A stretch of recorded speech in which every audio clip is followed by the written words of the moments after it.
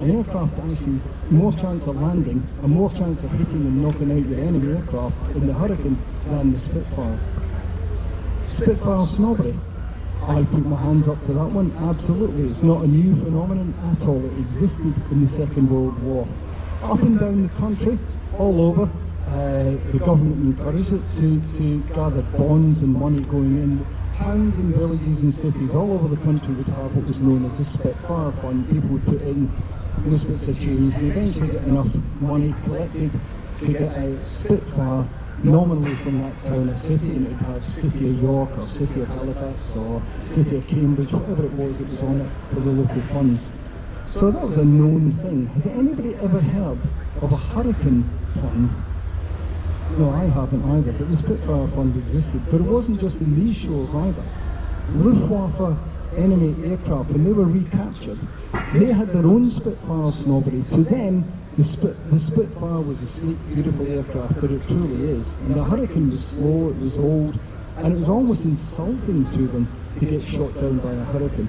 There are examples in the Battle of France where captured Luftwaffe aircrew insist to get shot down by Spitfires, and when it was pointed out to them, sorry Hans, but no, there's no Spitfires out in the Battle of France, you were shot down by a Hurricane, actually look of disgust on their faces sometimes. So it existed. So Winston Churchill spoke in June 1940, or about after the end of the Battle of France, and what he felt was going to be coming the Battle of Britain, and he spoke about what he hoped that it would be Britain's finest hour, and indeed it was. And I don't think there's much doubt either that the Battle of Britain was the Hurricane's finest hour. So 1940 moved into 1941, and by this time the technology had caught up with the aircraft. As a fighter interceptor, it was basically finished, it was no use.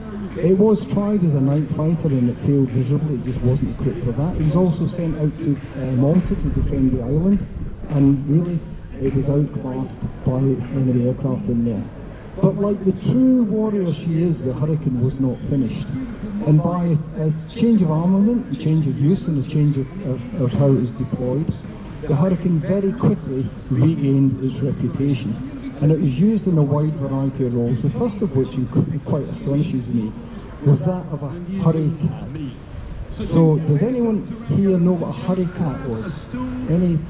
Okay, I'm going to tell you, gentlemen there, there's always one or two people out there with a Hurricat. I find this quite amazing.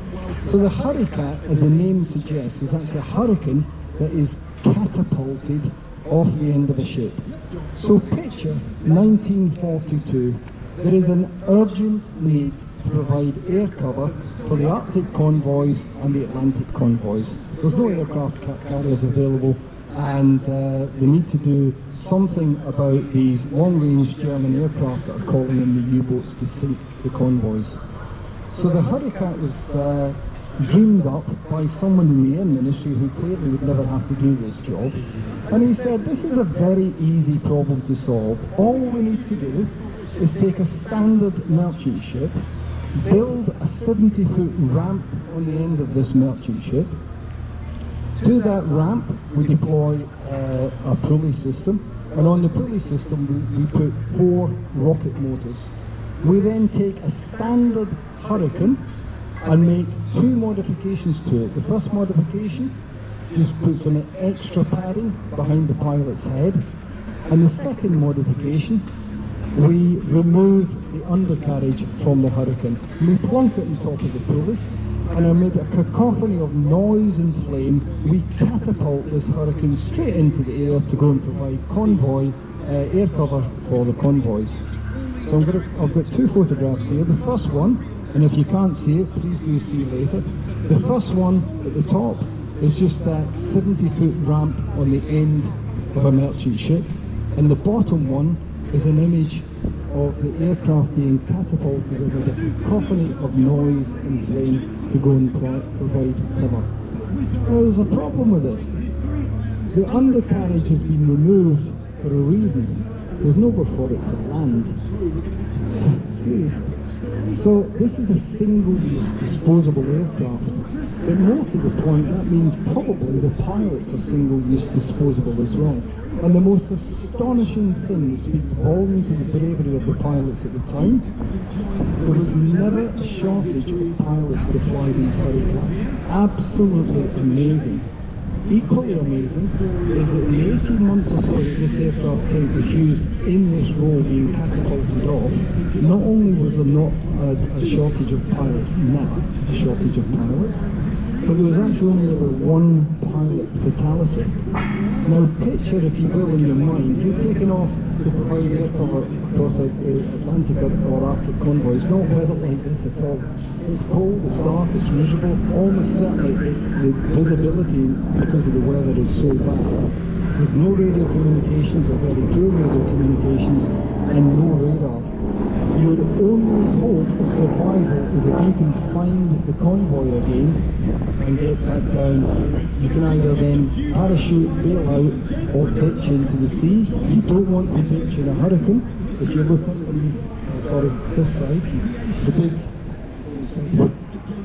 intake at the bottom of a hurricane just keeps water, it sinks like a stone. So unfortunately there's only one pilot fatality for the Hurricanes. The gentleman actually misjudged his height because of the bad weather, badly injured himself when he landed in the sea. He was recovered but died from his injuries later. So the Hurricane begins its rebirth. It is then, armament is then changed to two 250-pound bombs or two 500-pound bombs. Machine guns are removed and put in replacement of two 40mm cannons.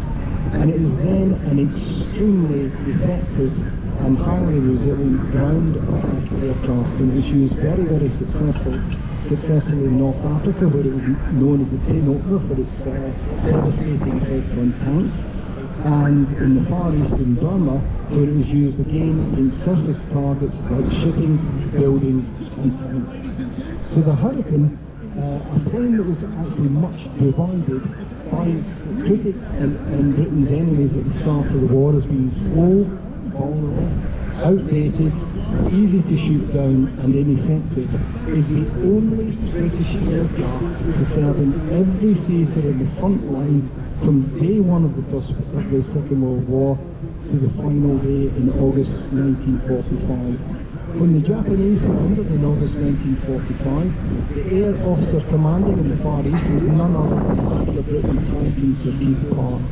He had a vast air armada, and within his vast air armada were 3 squadrons of thick-winged, fabric-covered, unconquerable warriors. Truly a very British Bulldog. I'm going to close the talk with thoughts on 2 pilots that actually flew both Spitfires and Hurricanes.